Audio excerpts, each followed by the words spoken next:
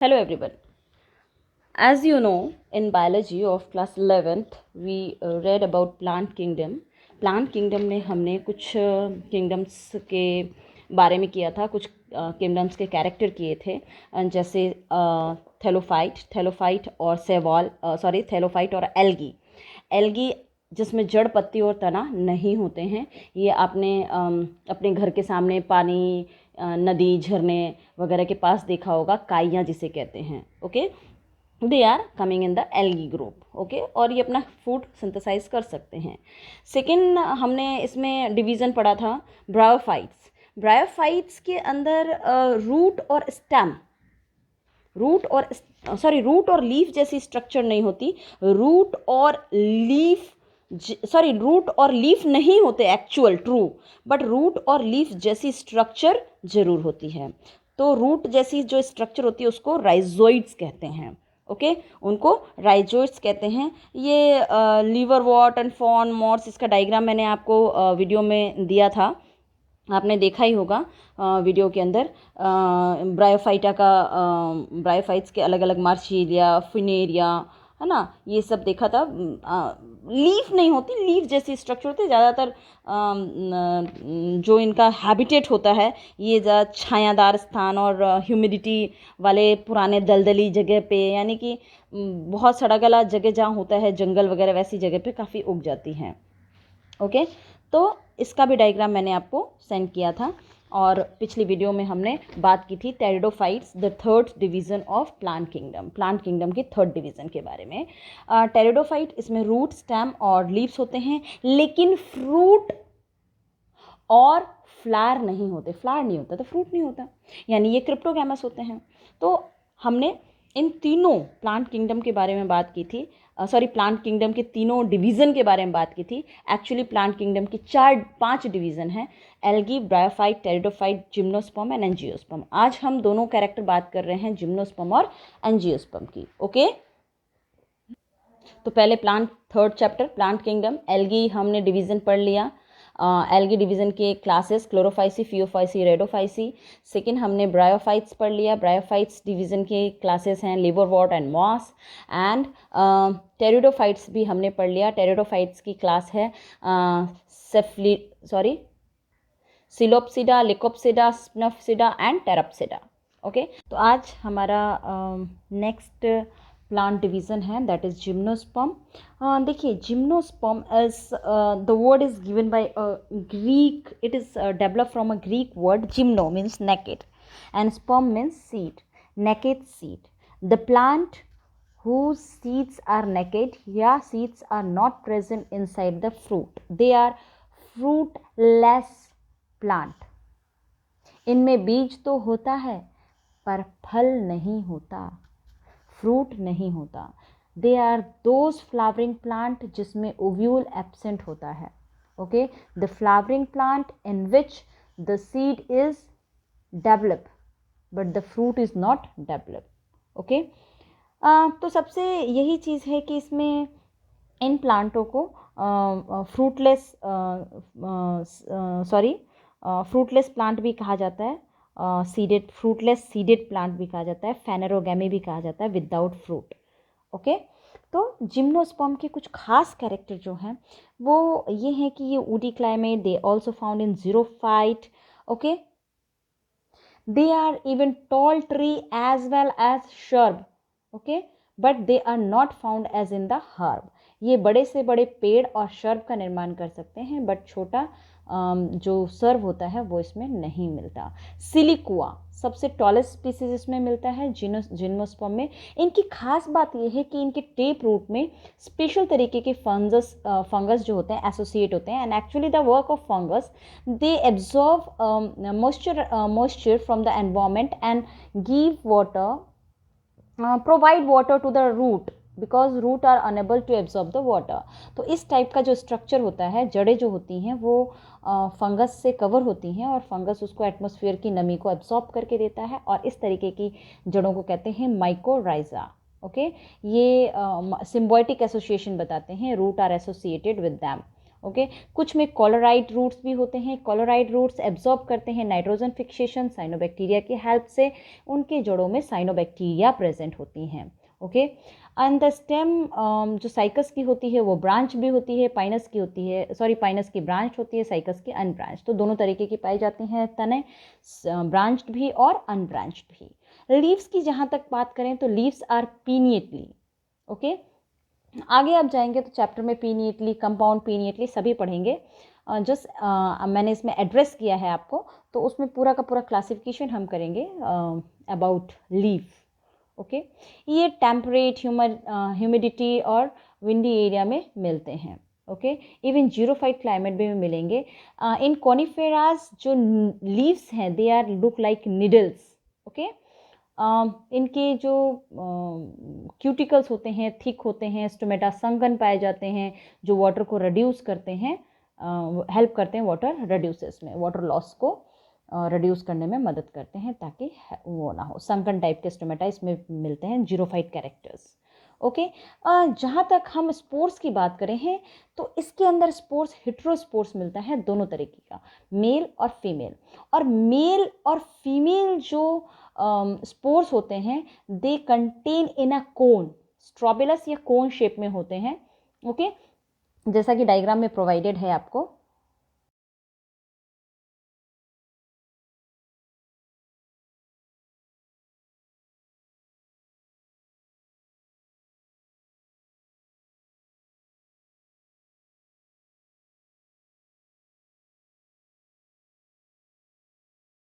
Mail strobilus को कहते हैं माइक्रोस्पोरोफिलस और फीमेल स्ट्रॉबिलस को कहते हैं मैक्रोस्ट्रॉबिलस। ओके। मेल के अंदर मेल स्पोर्स होते हैं, फीमेल के अंदर फीमेल स्पोर्स होते हैं, फीमेल स्ट्रॉबिलस या मेगास्पोरेंजिया। ओके। और मेल का कहेंगे माइक्रोस्पोरोफिलस, माइक्रोस्पोरेंजिया और मेल स्ट्रॉबिलस उनके होते हैं। इनमें सबसे खास बात डबल फर्टिलाइजेशन नहीं मिलती। डबल फर्टिलाइजेशन और ट्रिपल फ्यूजन केवल और केवल एंजियोस्पर्म में पाया जाता है because the seeds are present inside the fruit in them. उनमें बीज जो होते हैं वो फलों के अंदर प्रेजेंट होते हैं, इनमें नहीं होता ऐसा। ओके।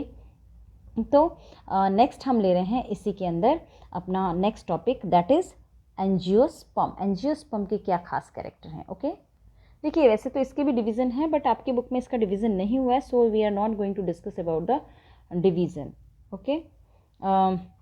हेटेरोस्पोर्स इसके रिप्रोडक्शन से रिलेटेड हमने कर लिया, एनाटॉमिकल स्ट्रक्चर में अभी हमने कर लिया, कोई दिक्कत नहीं है इसमें। वेस्कुलर बंडल बहुत अच्छे से वेल डेवलप होती हैं but vessels are absent in xylem and companion cells are absent in phloem, ये याद रखिएगा। एक और चीज़, ये सेकेंडरी ग्रोथ, ओके, ये सेकेंडरी ग्रोथ शो करते हैं, एनिमल रिंग्स इनमें बनती हैं।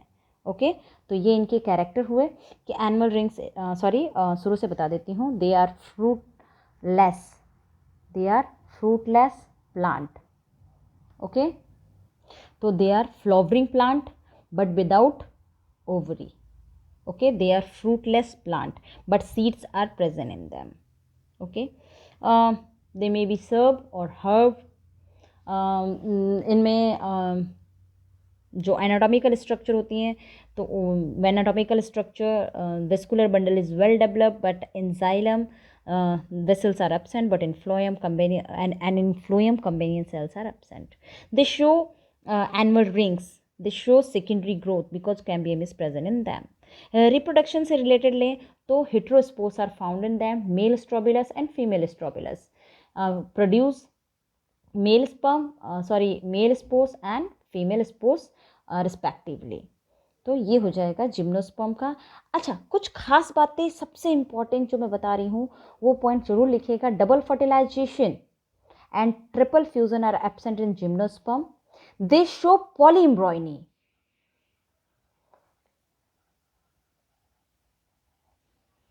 देखिए जनरली एक बीज से एक पौधा उगता है, लेकिन अगर एक बीज से खूब सारे पौधे उगने लगे उसे क्या कहेंगे? पॉलीएम्ब्रॉयनी। एक एम्ब्रॉय से खूब सारे पौधे। तो they show the polyembryonic character, याद रखिएगा, कॉम्पिटिटिव एग्जाम में पूछा जाता है। Okay. Now we are going to discuss about the angiosperms character. Okay, angiosperm plant कैसे होते हैं? सबसे इम्पॉर्टेंट है आपके आसपास के एनवायरनमेंट के लिए में आप देखते हैं सारे जगह ज़्यादातर एंजियोस्पर्म प्लांट ही मिलते हैं। Angiosperm plant are those plant in which the seed is present inside the fruit. They show double fertilization, triple fusion, male and obviously ये भी हेट्रोस्पोर्स हैं, मेल और फीमेल गैमेट दोनों मिलते हैं। ये फ्लावरिंग प्लांट है, इनमें इनकी जो हैबिटेट होती है वो हर जगह होती है, दे प्रेजेंट ऑल एवर। तो हम पढ़ रहे हैं एंजियोस्पर्म। ओके, तो एंजियोस्पर्म के बारे में नेक्स्ट है हमारा fifth and the last division of plant is angiosperm. Okay,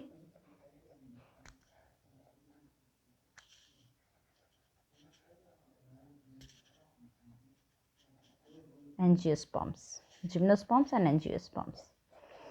So they are flowering plant obviously.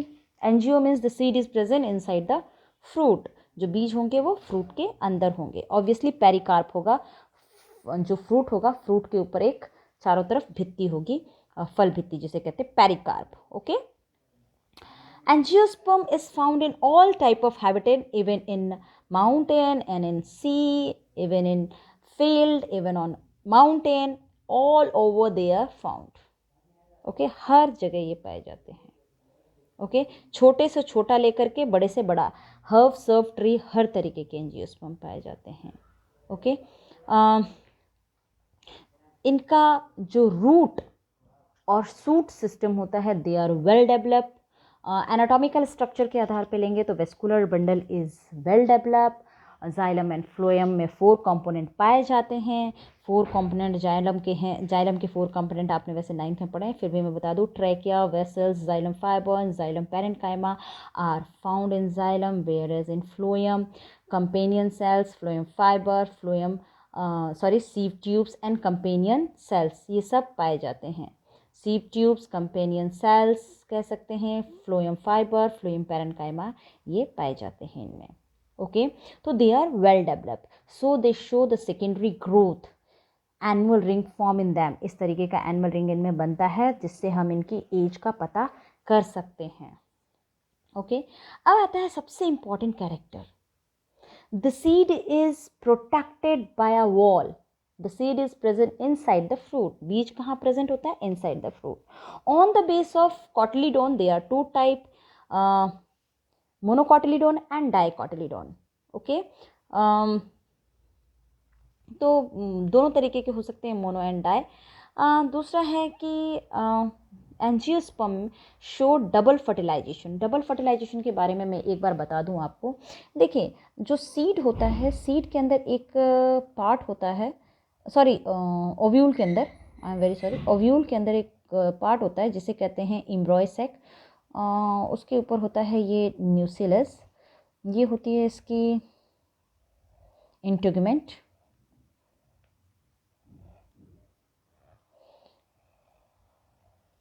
ये ओव्यूल का स्ट्रक्चर है, ये ओव्यूल का स्ट्रक्चर है। ओके, ये ओव्यूल की स्ट्रक्चर है। I am going to make another one. तो एंजियोस्पर्म का मेन कैरेक्टर है डबल फर्टिलाइजेशन, जो मैं आपको समझाती हूँ, विच इज़ वेरी इंपॉर्टेंट।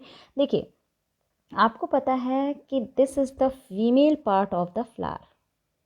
किसी भी फ्लावरिंग पार्ट का ये फीमेल पार्ट है। This is ovary. ओवरी के अंदर होता है ओव्यूल। तो ओव्यूल के अंदर होता है एक structure that is called embryo sac.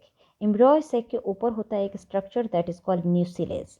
न्यूसिलेज generally 2 integument, यानी कि 2 भित्ति का बना होता है। Integument, inner integument, outer integument का बना होता है। ठीक है, इस तरीके का स्ट्रक्चर होता है। अब डबल फर्टिलाइजेशन के लिए मैं आपको समझाने जा रही हूँ एक्चुअली इस एम्ब्रॉय सैक का। ये एम्ब्रॉय सैक के अंदर 2 होते हैं सिनरिस्ट, एक न्यूक्लियस। मदर सेल जब डिवाइड होती है, असल में ये सारे के सारे पहले इतने सारे टाइप के नहीं होते हैं। सबसे पहले इसके अंदर आर्चिस्पोरियल सेल्स होती हैं। आर्चिस्पोरियल सेल्स होती हैं, यानी कि इसमें सारे के सारे एक तरीके के ही होमोजीनियस सेल होते हैं। फिर वो सेल 2 भाग में डिवाइड होते हैं, that is called PPC and PSC। ठीक है, primary parietal cell and primary sporogenous cell. Primary sporogenous cell act करती है मदर सेल की तरह, मेगास्पोर मदर सेल की तरह, और इनसे बनते हैं 4 हैप्लॉइड मदर सेल्स,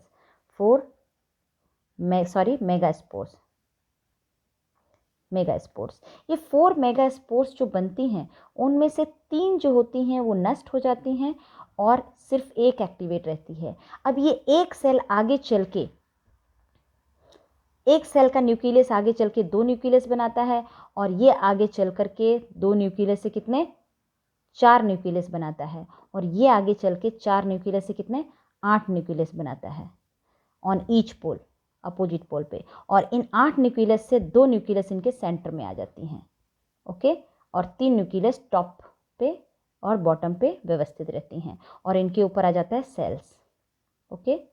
तो न्यूक्लियस तो 8 हुई, लेकिन ये सेंटर वाली जो हैं वो 2 ही न्यूक्लियस रहेंगी, और इनके ऊपर जो सेल आएगा वो एक आएगा। तो हम इसकी बात कर रहे हैं।